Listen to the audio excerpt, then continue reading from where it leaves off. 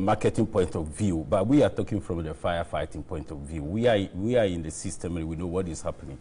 I stated earlier that yes, there is a group insurance, but we are not insured. That's what he didn't understand.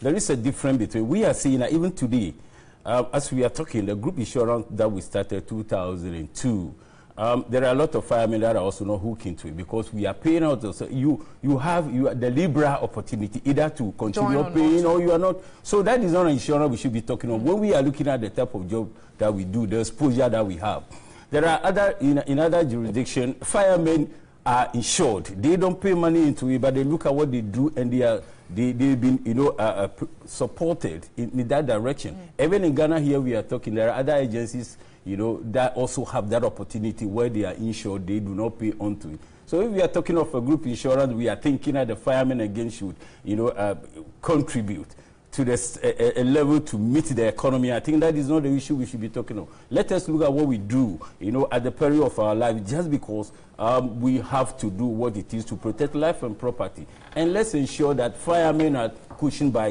having that protection. That is the issue that we are talking. That is what we are calling for. Can we see that happening in the face of budgetary allocations being very low, in the face of challenges of the economy, in the face of, but then again, it gets to the point where they're doing this at the peril of their lives. Yes, they've chosen to do those jobs, but they should be safe. No, you see, that's what I'm saying. That I have a problem with the fire service. It is lack of their own ingenuity. They have money sitting there, right? They have money sitting there. It's for them to say that use this money for this. The money belongs to you. And if you don't know what to use the money for, why do you blame somebody? The government, in its own wisdom, said that, look, we have created a fire fund. Now, that fire fund that we have created, the fire fund is coming from the insurance companies. So the insurance companies give fire service money. The money is sitting down at the National Insurance Commission. So if you think that your people are not adequately insured, the money is for your use. It's for your use. You can use it. If, for instance, maybe you are waiting for government's money to come and it's not coming, and then your fire tenders, you need some fire tenders, or you need some logistics or what. That is, the money is meant for fire service. So if at a point in time, this law came into being, I think, in 2006.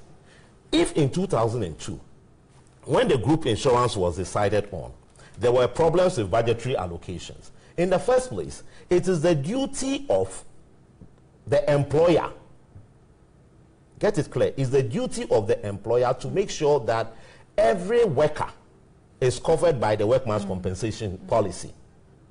So if the same government says that, okay, I've found another way around for you, maybe I cannot get a physical cash to give to you to go and then place the insurance, but I've created a fund for you in the insurance industry. Every insurance company is supposed to pay a certain amount of money based on the insurances that we offer to you, the fire service. The money is there for you to decide what to do. Okay. All right. So thank you so much. This discussion definitely continues, and Poshaga will be doing a lot more on this very topic, as you saw earlier on. But I have been speaking this afternoon to the PR of the Ghana National Fire Service, Billy Anaglate, and then also Edgar Redu. He is an insurance marketer. Thanks for your time, gentlemen. Thank you. You're still watching Midday Live. Let's look at some more stories. And cyber experts are blaming the recent hacking attacks on media houses, partially on the failure of companies to secure their websites. Now, Executive Director of E-Crime Bureau, Albert Enchibuisiako, further linked that's the first major media hacking to reprisal attacks in response to the war against Galamsey. At least 4 major media houses' websites, Ghana Web, Peace FM Online, MyJoy Online and AdomOnline.com have come under attack. The affected websites were inaccessible for some time during the period. Media reports suggested that the attacks mainly originated from hackers in China. The hackers normally flood the targets with millions of messages, connection requests and malformed packets. This forces the target to slow down, crash and shut down. In the case of Ghana Web, the attackers reportedly demanded a ransom, but Ghana Web ignored them. PeaceFMOnline.com had its desktop version of the website not accessible, but the mobile site was accessible during the period.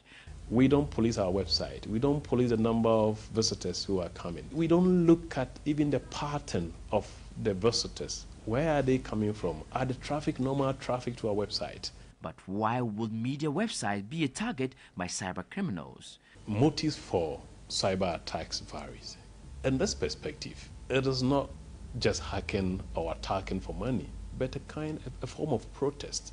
Of course, you are communicating to web visitors, and if they are successful, whoever the attackers are successful to bring down your website, then eventually you are not going to get your visitors to access that information. We've seen a governmental action being supported by media, which targets certain individuals, including foreign nationals and predominantly Chinese, who have been dominant actors within our illegal mining discourse.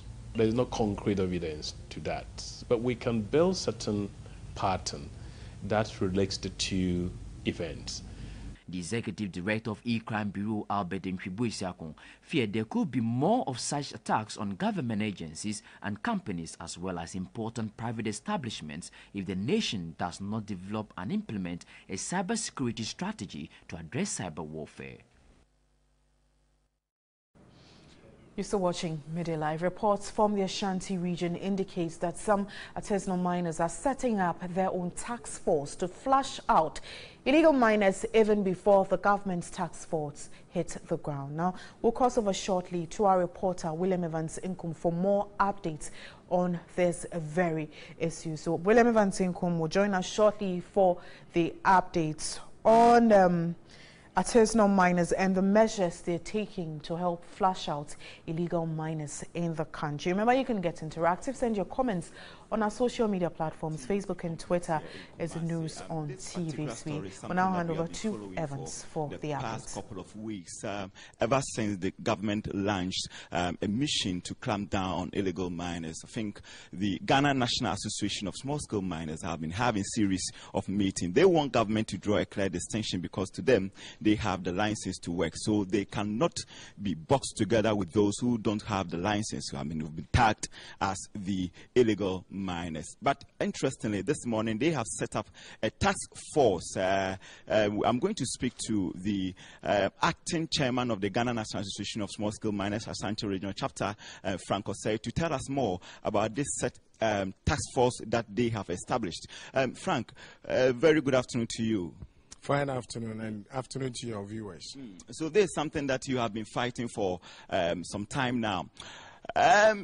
You want government to draw a distinction because you claim you have license, and for that matter, you must be allowed to return to your pits. What would be the use of this task force?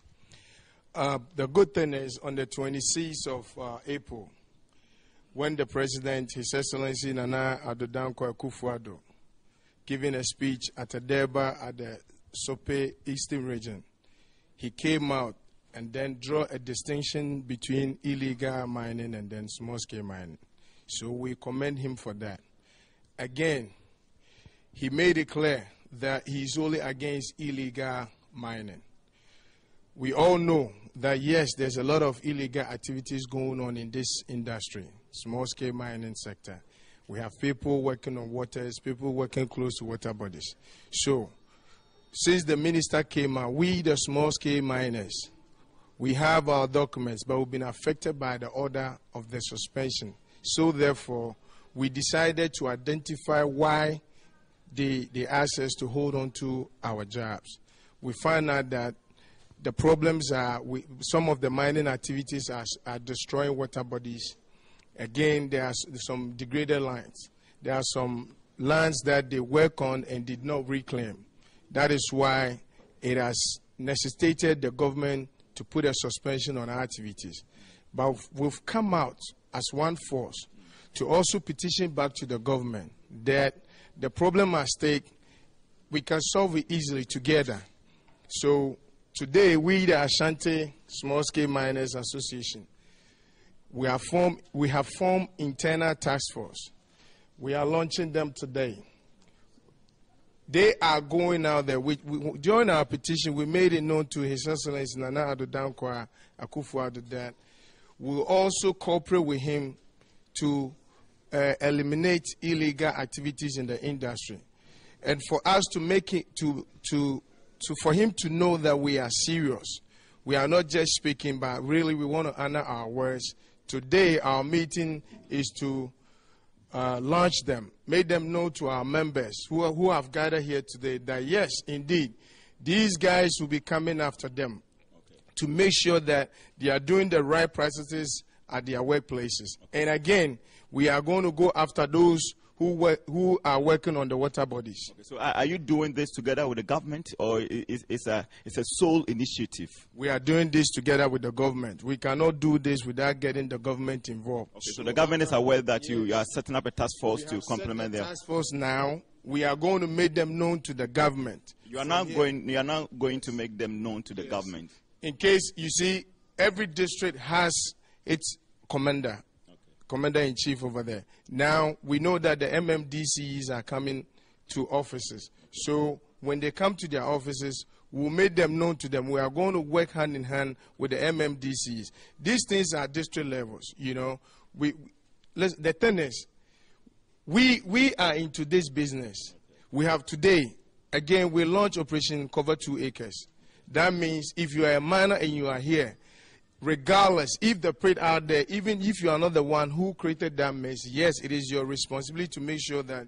Will you say that this was long overdue? Because one will also say that or argue that if you had done this, probably things wouldn't have graduated to what we see now. If you had instituted a task force to have gone round to ensure that best mining practices are being done, as you claim you have that particular technical know-how, we wouldn't have got into this. So would you say that perhaps the executives were a bit slow in their decision making? Let me help you out. You agree with me that there is time for everything. The time has come now. There's no need for us to go back. It's a thing of the past. Now, what we want to demonstrate or indicate to the government, His Excellency Nana Addo-Dankwa, is that during his speech, he said we should be citizens. So what they did has been a wake-up call to us. Therefore, we, the small-scale miners, we are ready to cooperate with him to make sure that best practices are being done in this sector. So all the... So bring you some more in our subsequent bulletins. But away from Galamsey and also the Ashanti region, we head straight to the Central region, and Cape Coast Metropolitan Assembly is expected to vote on President's nominee for the position of MCE. Ernest Arthur was currently the Cape Coast South chairman of the New Patriotic Party. Meanwhile, Joel Ishen has been elected presiding member of the Assembly. He secured 58 out of 61 votes. Our reporter Thomas Khan joins me via phone for some more updates on this very story. Good afternoon, Thomas. Hi, good afternoon, Wendy. Now, has Ernest Arthur been confirmed by the Cape Coast Metropolitan Assembly? Yes, voting just ended, and then Ernest has had a very overwhelming endorsement by the Assembly members. And I must say, Ernest secured about 99% of the votes. He had 60 votes out of the 61 votes. 1 vote was rejected. So that is represented about 90%, 99% of the votes. What next? Has he spoken to the media? He's about making a speech, but looking at the atmosphere here, you can say people are really excited, and then seeing big wigs of the party from the central region all over, singing and dancing all over the place, and they are expecting NS to work very well, especially that Cape Coast is the only metropolitan assembly within the region. Well, thank you very much, Thomas Khan, for that updates from the Central region. You're still watching Midday Live. We have more.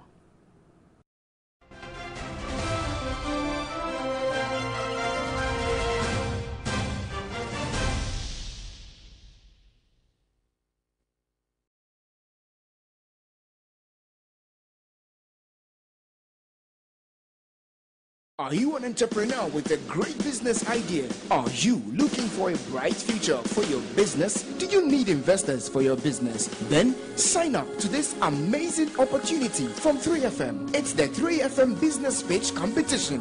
3FM, in partnership with TKC Africa, is giving you the chance to become the entrepreneur you've always dreamt of. All you have to do is to call 0507 910 454. That is 0507 910 454, and present your idea in 1 minute, and you could be on your way to making your business a success. The 3FM business page is supported by TV3, Yali West Africa, Kivusa, Oreos Capital, Technology Grace Entertainment, and Inoha. 3FM business page. We grow your business. That's the sign of a victory.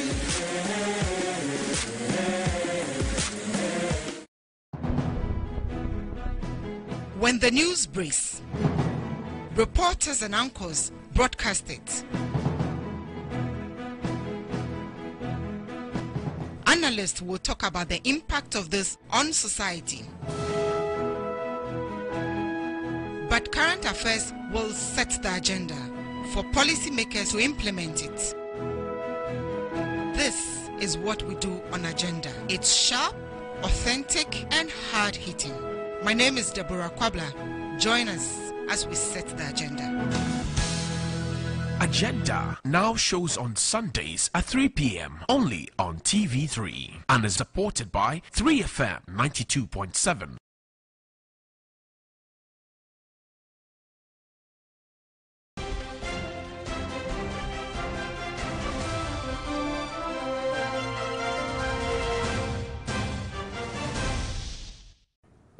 Thanks for staying. We now focus on health, and the Ghana Health Service has reminded of its cholera alert to all regional health directors and warned of the risk of an outbreak in 2017 that has increased by the onset of the rains and potential flooding in some communities. My colleague Josephine Frimpong has been interacting with the Ghana Health Service on some more updates on this very concern. The Greater Accra Regional Director to also share with us or let us know their preparedness towards any reported case that might come in any of the over 800 hospitals dotted in the Greater Accra.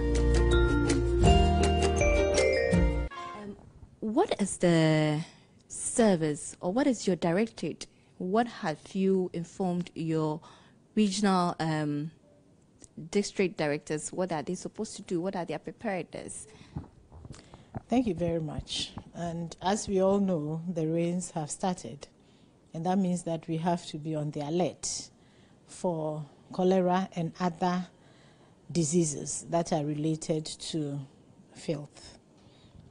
Just to give people a little background, cholera is about eating feces. Simply put, if you get cholera, it means that either through your water or through food or from your hands, something that has gone into your mouth, there was feces in it, and the feces had the germ that causes cholera. The second thing is that it actually manifests as diarrhea. The person will be passing stools, and one stool is a lot. You see it as very watery and feces in it, just like as people describe it, rice water. And you may be vomiting as well. So people should be on the alert. What we have done as a region is that all our facilities have been informed to be on the alert, so that if we have cases of cholera, cases of diarrhea coming in, we will test to see whether they are cholera cases. And what we do is that we have what we call the rapid diagnostic test, which is used to test the stool to find out whether this is cholera or not cholera, so that any diarrhea case that comes and is cholera will not miss it. So that is what we do initially. First, we sensitize our people to be aware that this is the season, and then secondly, to make sure that when cases come, we test. The other thing is that we take inventory, and this one we do before, but we take inventory of what we have, because when they come, some of them might need infusions. So we need to have them in stock. So we take a stock of what we have, ask all the hospitals to make sure they have the stocks. We do this so that if we have cases overwhelming us in one area where they are running out, we can always ask for help from another facility. We do that.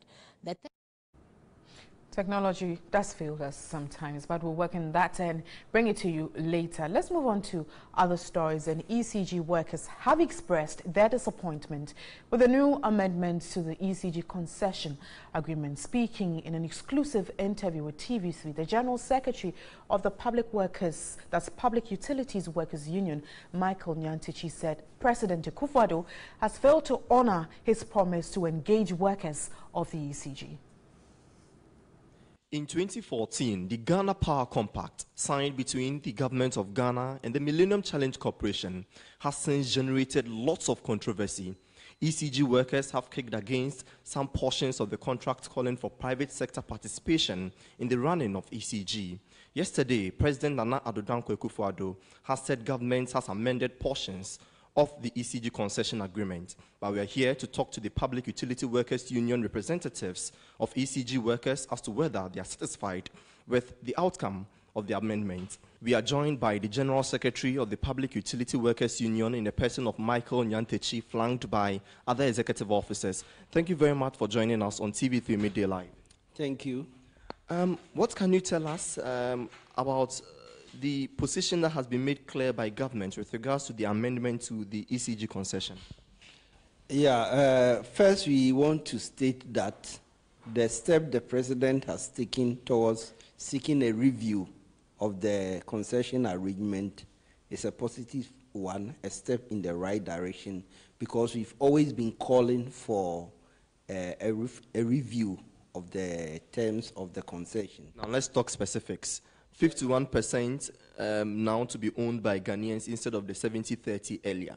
Are you happy with that? Unfortunately, we cannot make any definitive comments on the specifics because we don't have the details.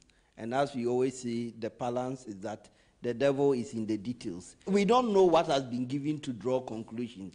51 of what? Are we talking of 51 of ECG shares that is being offloaded, or is it 51 of a new joint venture between ECG and a concessionaire?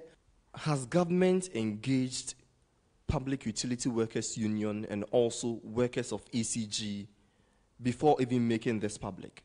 It was about 2 weeks ago that we were invited to a meeting by the Minister of Energy.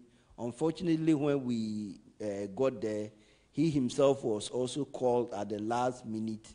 And then there was a brief meeting where we only presented our position paper to the government side. They collected, the 2 deputy ministers collected it on behalf of the minister and said that they will get back to us. I wouldn't consider that as engagement. Are you happy with how things have panned out so far? We are very much disappointed is the fact that the president made a promise on his own, as the lawyers will say, suo motu. But he hasn't yet made that dialogue to take place. So we are being informed by this new arrangement, and we don't have any details. Thank you very much. You heard the General Secretary of the Public Utility Workers Union, Michael Nyantichi, giving us details of their position with regards to government's amendment of the ECG concession agreement. Over to you in the studios. You're still watching Midday Live. It's now time for business, and we move straight to the screen where we're focusing on the Bank of Ghana and their new guidelines they have put in place. First of all, the Bank of Ghana is to implement a new corporate governance guidelines for the banking sector next month as it seeks to ensure that proper corporate governance practices are in trend. Now let's move straight to what they have for us. And first is talking about the capping of a tenure of CEOs at a maximum of 3 5-year terms, and tenure of non-executive directors is expected to be capped at 2 3-year terms. Let's move on to some more from the Bank of Ghana. And positions of managing director and board chair cannot be occupied concurrently in the case of foreign banks, and the size of bank boards shall be limited, as well as the retiring age for directors prescribed. Let's move on to Some more. And the very last one, banks will also be required to disclose attendance of board meetings by directors in annual accounts. And this afternoon, I have been joined in the studio by the COO of Dalex Finance, and he is in the person of Joe Jackson. Good afternoon. Good afternoon. And thanks for your time. Thank you. What do you make of the new guidelines? It's in accordance with standard practice worldwide. In fact, if anything at all, what was happening in Ghana was behind what was happening elsewhere. You can't have a CEO sit in place for 15 years or more. What then happens is that they just get used to the position, they entrench themselves, and there's the board, etc., is less able to provide oversight because that CEO has been there for such a long time and he knows so much, and he's possibly even helped recruit the board members, etc. It does not augur well for good governance, good oversight, if you have a CEO who's been there for over 15, sometimes 20 years. But this is something we've seen happen for a very long time, and we're now having this change which will be implemented next month. Do you think that the understanding is there, or it's just a directive, so we'll just go by it? Have people come to understand, or institutions come to understand that this is the way to go? I will be shocked if our CEOs, our directors, did not understand this part of good governance. I'd be shocked. It's standard practice. Anybody who has any idea, if you've been on the board, if you've been on any governance workshop or anything like that, this is one of the things they talk about. Anybody who says he doesn't understand this, I'm sorry, I don't know where they're coming from. I sit on a board on a bank in Nigeria, and if you missed 2 consecutive board meetings, you receive a query. I mean, when I say a query, but you would know that there would have to be, and you would have to have a response when the bank or the Central Bank of Nigeria comes to do its next audit and ask to see where the directors and who attended. So it's not surprising. You can't, for example, be on the board, not go for meetings. And where's the oversight that you're providing? To be able to provide that oversight, you must be present. You must listen to issues. You must offer your advice. So, listen, there's nothing wrong. I think the Bank of Ghana is bringing its own regulations to international standards. Okay. All right, well, thank you so much. I have been speaking to the CEO of Dalex Finance, that's Joe Jackson, and we're looking at the new guidelines from the Bank of Ghana, which will be implemented next month. That'll be all for business. Thanks for watching.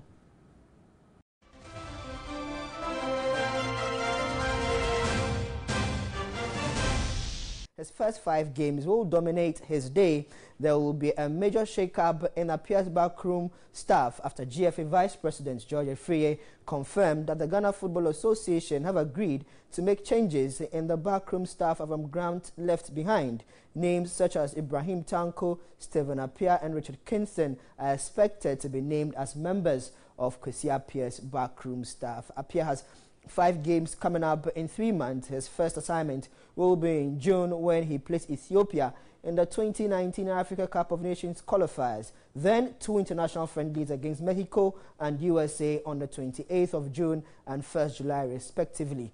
Appiah will also assemble a home-based side to face Burkina Faso in a 2018 CHAN final round qualifier over 2 legs.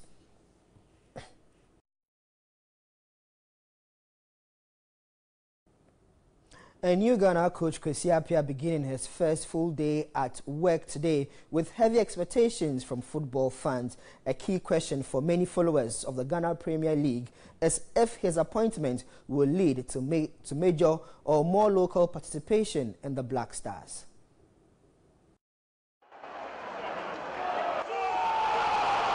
It is something every advocate of the local game wants to see.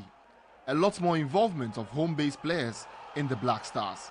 And as Kwesi Appiah begins his latest 2-year stint with the Black Stars, some of the home-based players are hoping he will give them a fair crack of the whip. Representation of home-based players in major Black Stars games has hit an all-time low, with Richard Ofori the only player to play any minutes at the last Nations Cup.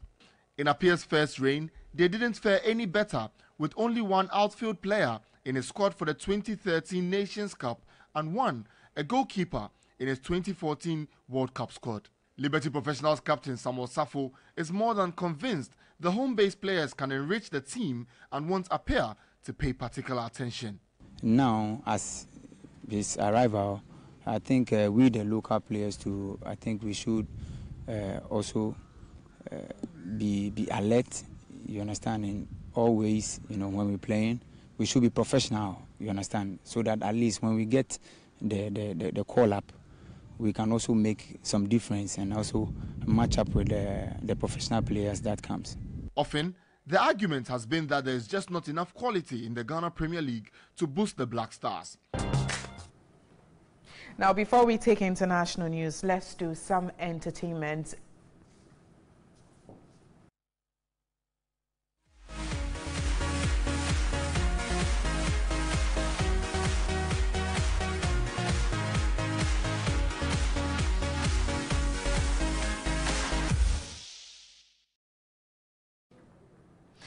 Now, music duo Nakel is optimistic of winning the season 8 of Talented Kids. The High Life Crooners claim they are one of the best contenders on the show and are willing to make their efforts count on the finale on May 7. Ajamofa Osei has his report.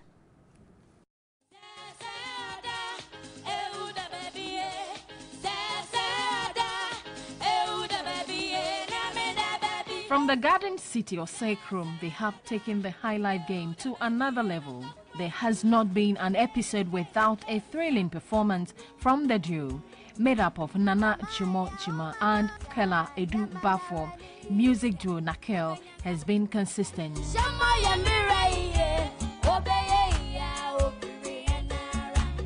Week after week, they have displayed phenomenal performances, which always gets judges and audiences entertained.